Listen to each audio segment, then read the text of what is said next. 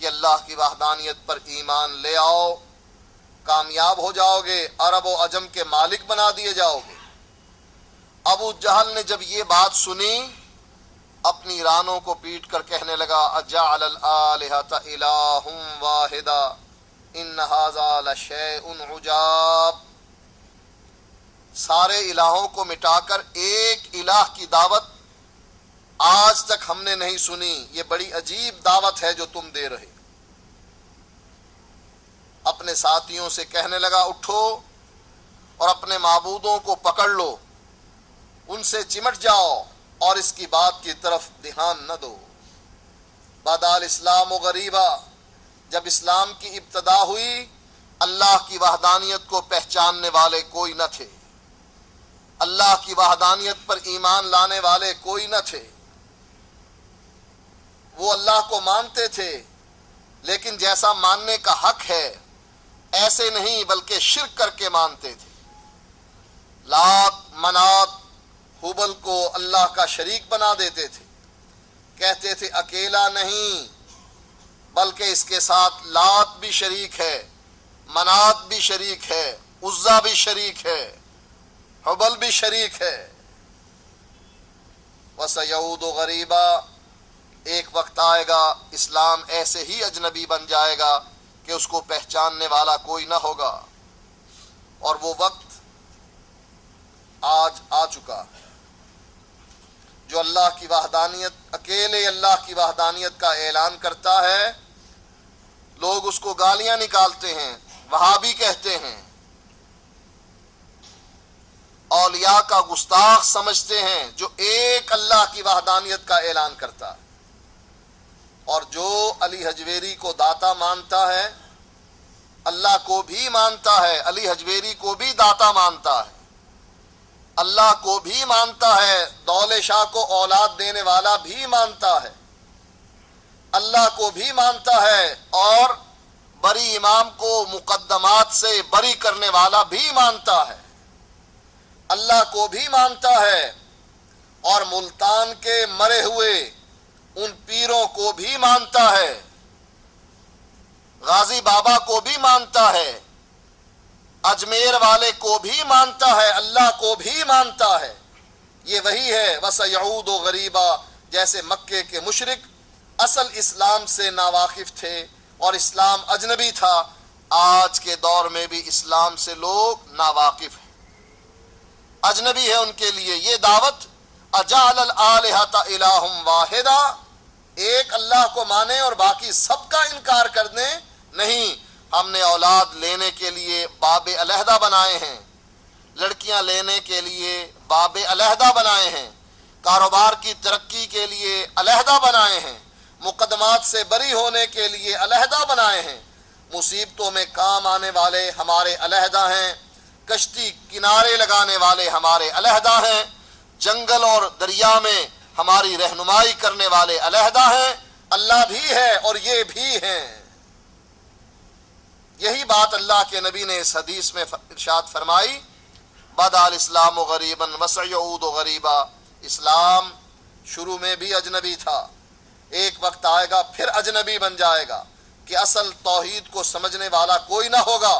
فطوبى للغرباء، ایسے موقع پر فتنے کے اس دور میں اسلام پر عمل کرنے والوں کے لیے خوشخبری۔ قرآن کی جو آیات میں نے آپ کے سامنے پڑھی، اصل میں یہ ایک واقعہ ہے جس کو اللہ کے نبی بیان فرماتے ہیں، اور امام مسلم نے اپنی کتاب میں اس کو ذکر کیا ہے۔ اللہ کے نبی نے فرمایا، کان ملک فی من کان قبلکم وکان لہ ساحر، تم سے پہلے ایک بادشاہ گزرا اور اس نے ایک جادوگر پال رکھا تھا۔ فلما کبر قال للملک انی قد کبرت فابعث الی غلاما اعلمہ السحر، جب وہ عمر رسیدہ ہو گیا بادشاہ سے عرض کرنے لگا میں اب بڑا ہو گیا ہوں، بڑھاپے میں جا پہنچا ہوں، ایسا کیجئے ایک نوجوان میرے سپرد کر دیجئے، میں اس کو جادو سکھا دوں۔ فبعث الیہ غلاما یعلمہ، بادشاہ نے ایک نوجوان مقرر کر دیا جو اس کے پاس جا کر جادو سیکھا کرتا تھا۔ وَكَانَ فِي طَرِيقِهِ إِذَا سَلَكَ رَاهِبٌ، اور جب یہ جادو سیکھنے کے لیے جاتا، راستے میں ایک راہب اپنے گرجے میں عبادت میں مصروف ہوتا تھا۔ فَقَعَدَ إِلَيْهِ وَسَمِعَ كَلَامَهُ، یہ نوجوان اس راہب کے پاس بیٹھتا اور اس کی باتیں سنتا۔ فَأَعْجَبَهُ، اس نوجوان کو اس راہب کی باتیں اچھی لگتی۔ وَكَانَ إِذَا أَتَى السَّاحِرُ مَرَّ بِالرَّاهِبِ وَقَعَدَ إِلَيْهِ، جب بھی یہ ساحر کے پاس جاتا، راہب کے پاس سے گزرتا، اس کے پاس بیٹھتا۔ فَإِذَا أَتَى السَّاحِرُ ضَرَبَهُ، اور جب یہ ساحر کے پاس، جادوگر کے پاس لیٹ پہنچتا، ضَرَبَهُ، وہ جادوگر لیٹ ہونے کی وجہ سے اس کو سزا دیتا۔ فَشَكَا ذَلِكَ إِلَى الرَّاهِبِ، اس بات کی شکایت کہ جادوگر مجھے پیٹتا ہے جب میں آپ کے پاس بیٹھ کر باتیں سنتا ہوں، آپ کی لیٹ ہو جاتا ہوں، اس لیٹ ہونے کی وجہ سے جادوگر مجھے پیٹتا ہے۔ فقال، راہب اب اس کو طریقہ سمجھا رہا ہے کہ تم ایک تدبیر سے کام لو۔ کیا؟ اذا خشیت الساحر فقل حبسنی اہلی، جب تجھے جادوگر سے یہ ڈر لگے کہ لیٹ ہونے کی وجہ سے اب تجھے یہ مارے گا، تو کہہ حبسنی اہلی، میرے گھر والوں نے کسی کام کی وجہ سے مجھے روک لیا تھا۔ وَإِذَا خَشِيتَ أَهْلَكَ فَقُلْ حَبَسَنِي السَّاحِرُ، اور جب تجھے گھر والوں سے یہ ڈر لگے کہ لیٹ آنے کی وجہ سے گھر والے تجھے ماریں گے یا باز پرش کریں گے، پھر تو ان کو کہنا حَبَسَنِي السَّاحِرُ، کہ مجھے جادوگر نے کسی کام کے لیے روک لیا تھا۔ فَبَيْنَمَا هُوَ عَلَى ذَلِكَ، معاملہ ایسے ہی چلتا رہا، وہ راہب کے پاس بھی جاتا رہا اور ساحر جادوگر کے پاس بھی جاتا رہا۔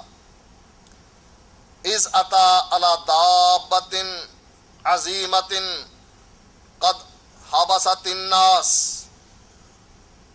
کچھ ہی دنوں کے بعد ایک بہت بڑا جانور شیر کی صورت میں یا اژدہا کی صورت میں راستے میں جا بیٹھا اور لوگوں کے راستے میں رکاوٹ بن گیا، لوگ آنے جانے سے محروم ہو گئے، راستہ رک گیا۔ فقال، یہ نوجوان کہنے لگا، الیوم اعلم الساحر افضل ام الراہب، آج کے دن پتہ لگے گا کہ جادوگر کا مذہب صحیح ہے یا اس راہب کا مذہب صحیح ہے، آج میں اس بات کا اندازہ لگاؤں گا۔ فاخذ حجرا، اس نے ایک پتھر اٹھایا، فقال، اور کہنے لگا، اللہم ان کان امر الراہب احب الیک من امر الساحر فاقتل ہذہ الدابہ حتی یمضی الناس، اے اللہ، اگر تیرے نزدیک راہب کا دین سچا ہے اور یہ جادوگر جھوٹا ہے، تیرے نزدیک یہ راہب محبوب ہے تیرا اور یہ جادوگر اس سے تجھے نفرت ہے، تو اے اللہ اس پتھر کے ذریعے جو میں مار رہا ہوں اس جانور کو ہلاک کر دے۔ فرماہا فقتلہا ومضى الناس، اس پتھر نے اللہ کے حکم سے اس جانور کی جان لے لی، جانور مر گیا اور لوگ اس راستے سے گزرنے لگ گئے۔ یہ طاقت اس پتھر میں نہیں تھی اور یہ طاقت اس نوجوان کے ہاتھ میں نہیں تھی، اس کے پتھر نے یا نوجوان کی طاقت نے اس جانور کو نہیں مارا، یہ اس کی طاقت تھی، اس کا حکم تھا، جس نے پرندوں کے پنجوں اور چونچوں میں کنکریاں دیں اور ہاتھیوں کو مار ڈالا۔ الم تر کیف فعل ربک باصحاب الفیل، کیا دیکھا نہیں ابابیل کے ذریعے کیا طاقت ہے اس پرندے میں اور کیا طاقت ہے اس پتھر میں جو ابابیل کی چونچ یا اس کے پنجے سے گرتا ہے اور ایک ہی پتھر سے اتنے بڑے ہاتھی کو شکار کر لیا جاتا ہے۔ یہ کس کی طاقت ہے؟ یہ اللہ کی طاقت ہے، ابابیل کی نہیں، اس پتھر کی نہیں۔ یہاں بھی یہ طاقت اس نوجوان کی نہیں، بلکہ اللہ تعالی یہ دکھانا چاہتا ہے کہ میں اگر چاہوں تو چیونٹیوں سے ہاتھیوں کو مروا دوں، ابابیلوں کے پنجوں میں پتھروں سے ہاتھیوں کو مروا دوں، نوجوان کے پھینکے ہوئے پتھر سے بڑے اژدہا یا شیر کو مروا دوں، یہ میری طاقت ہے۔ فأتى الراہب فأخبرہ فقال له الراہب، یہ نوجوان پتھر مارنے کے بعد، پتھر کے ذریعے سے اس جانور کو قتل کرنے کے بعد راہب کے پاس پہنچتا ہے۔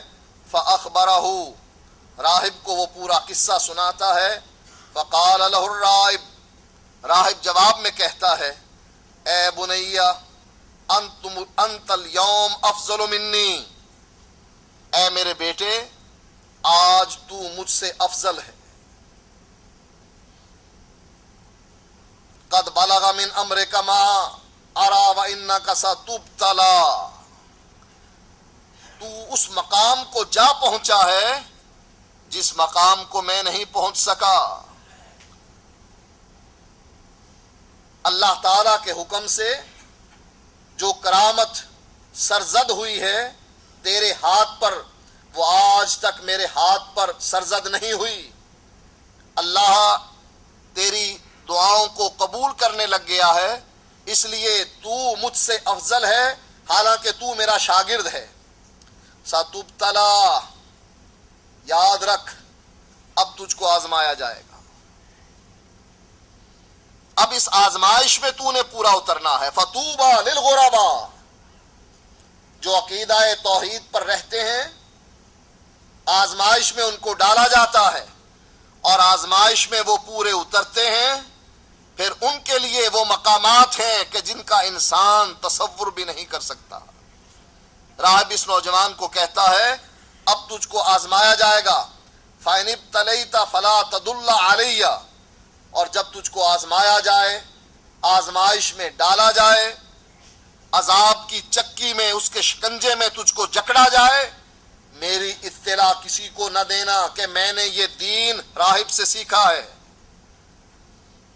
وَكَانَ الْغُلَامُ يُبَرِّئُ الْأَكْمَحَ وَالْأَبْرَصَ وَيُدَاوِي النَّاسَ مِنْ سَائِرِ الْأَدْوَاءِ، یہ نوجوان مادرزاد اندھوں کو بینا کرتا تھا، کوڑی کے مریضوں کو شفا دیتا تھا، ہر قسم کی بیماری کا علاج اس کے پاس تھا۔